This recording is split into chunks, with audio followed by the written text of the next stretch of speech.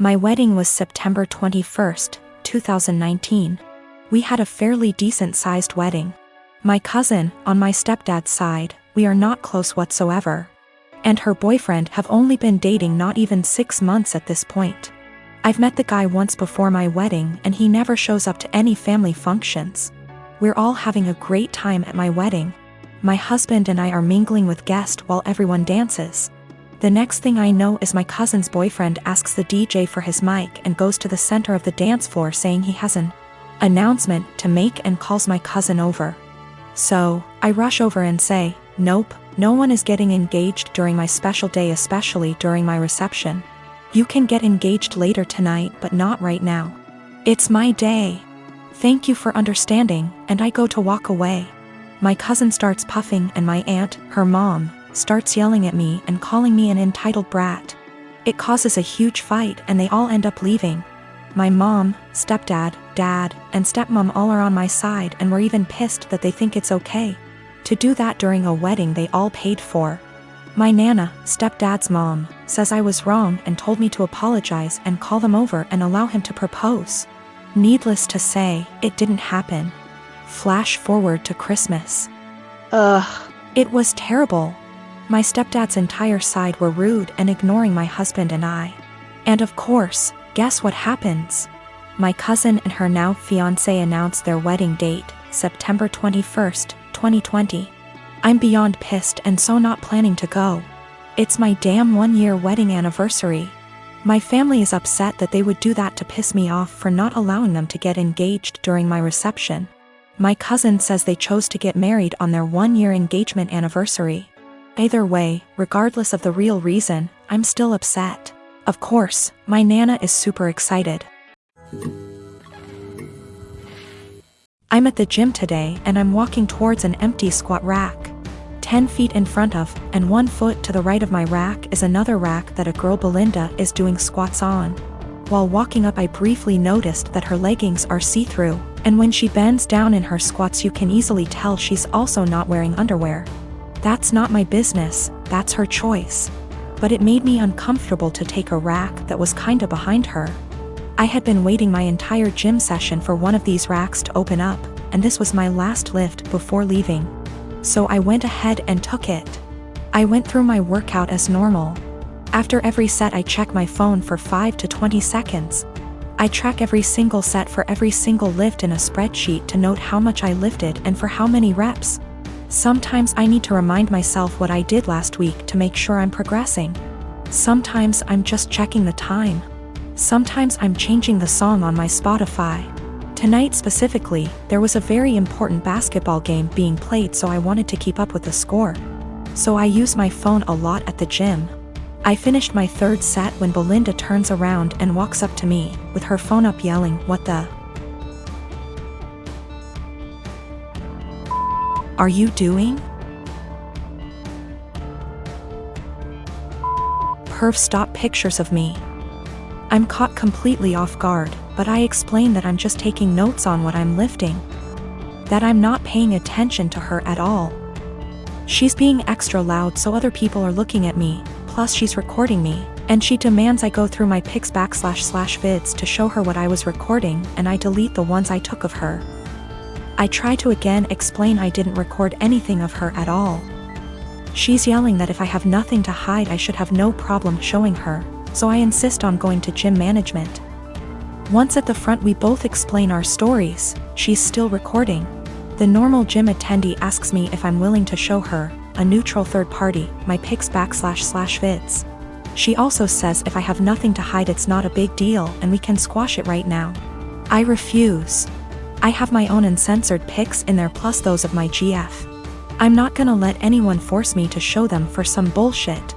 I do show her my spreadsheet which shows it's been revised over 15 times in the past 50 minutes. So that proves what I was using my phone for.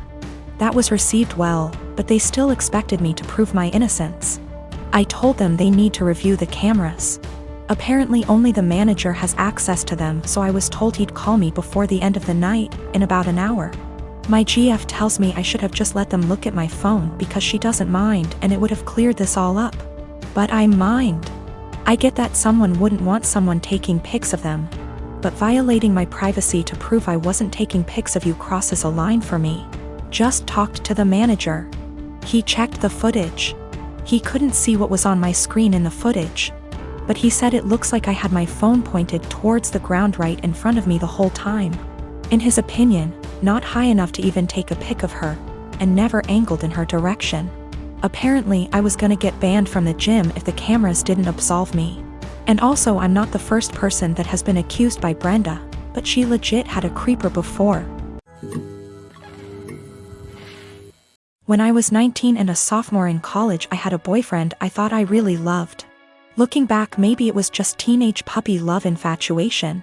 Not sure, but I guess it's not important. I know I'm very biased and what I want is what's best for my daughter, but I think my feelings are getting in the way of that. I had been with Tom for about 8 months at that point. He was on the baseball team and very popular. But one day I discovered I was pregnant and told Tom. He freaked out and got super pissed. He demanded I get an abortion, said he would not stay with me otherwise. He did offer to pay the full expenses of it though. So I went to the clinic and I couldn't do it. I'm very pro-choice and told myself the logical thing to do would be to have an abortion. But when it came down to it, I just couldn't do it. I admit part of it was that I was afraid, but I also felt an attachment for my baby. The thought of getting rid of him / her made me feel like throwing up. So I told Tom that I did love him and I wasn't trying to trap him, but I simply couldn't have an abortion. Maybe we could look into adoption, but abortion was out. Tom said he had never loved me, and while I was fun, I was now causing him too much trouble for him to bother with me anymore. And I was right, I wasn't going to trap him. He said I was free to choose to keep the baby, and he was free to choose to have nothing to do with me or it, and to not even think of trying to get child support from him. I won't go into details, but Tom made it clear he would make life as miserable as possible for me if I tried to contact him again, get child support, etc. Maybe it was wrong to do, but I figured all that trouble and drama just wasn't worth it and I would make my own way.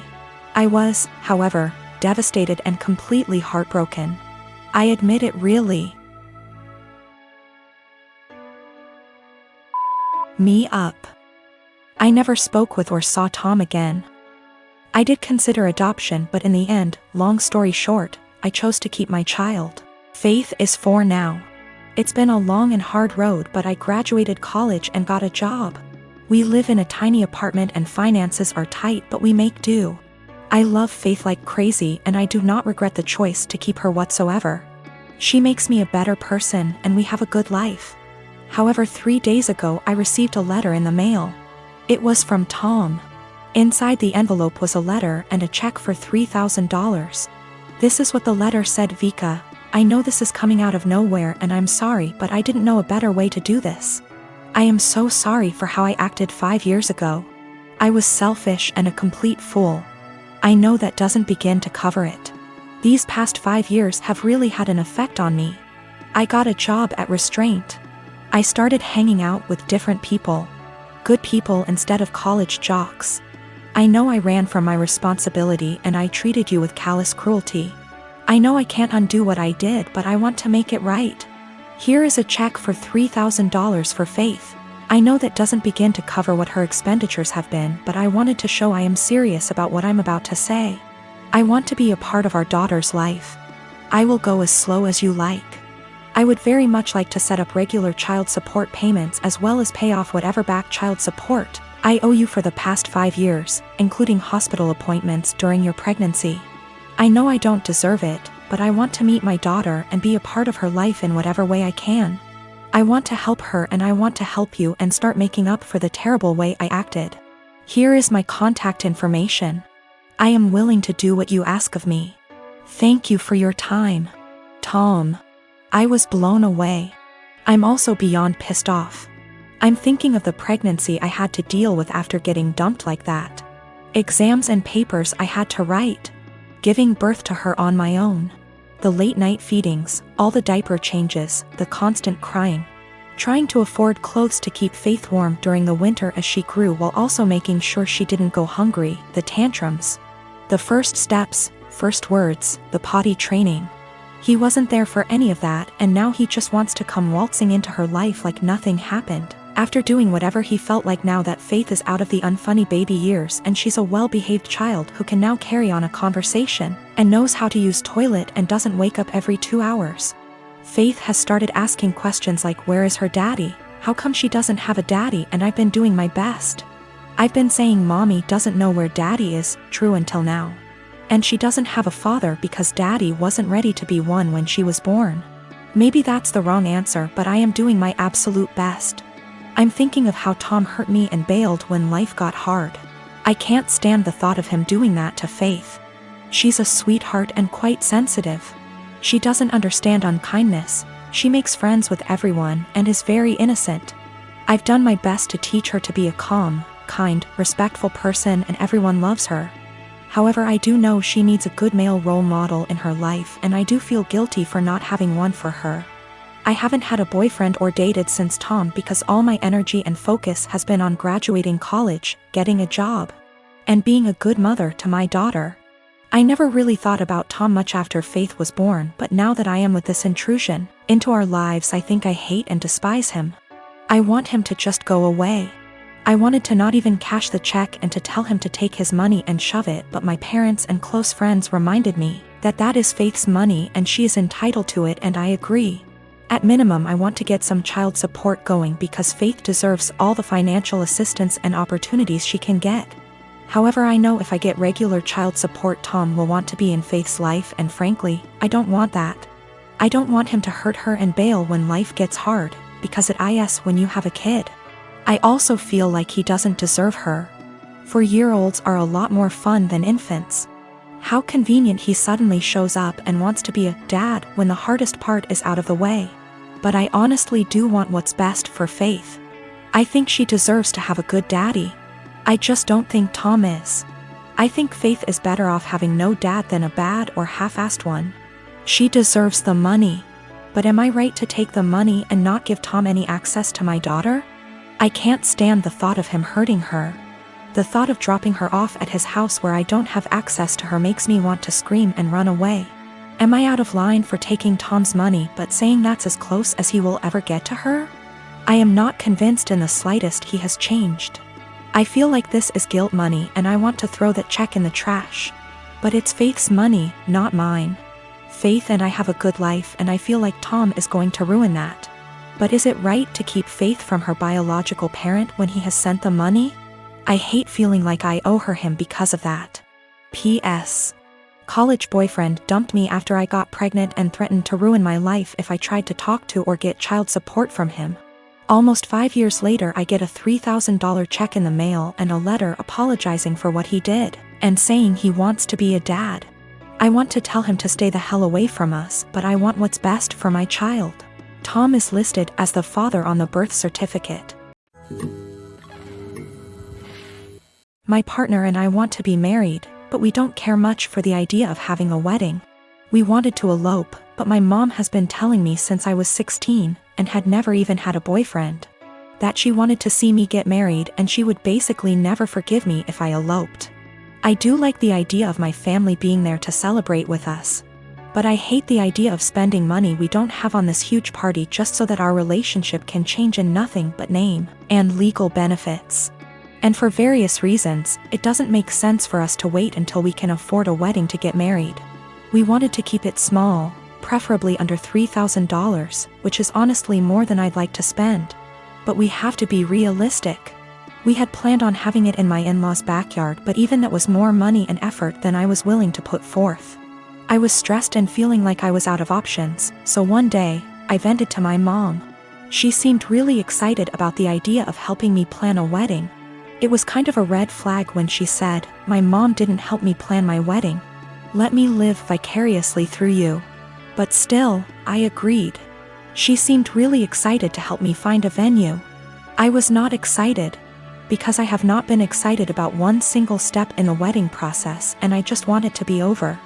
About a week later, I found out that this really great park in our city that my partner loves does weddings for an extremely small fee.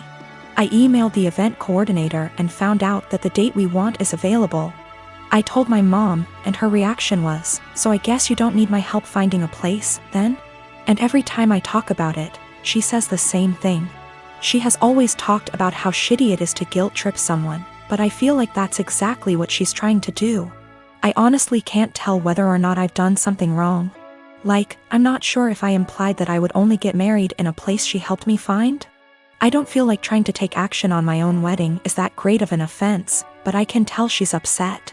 I want to make her feel better, but at the same time, I don't want to change our plans again just so that she can feel involved.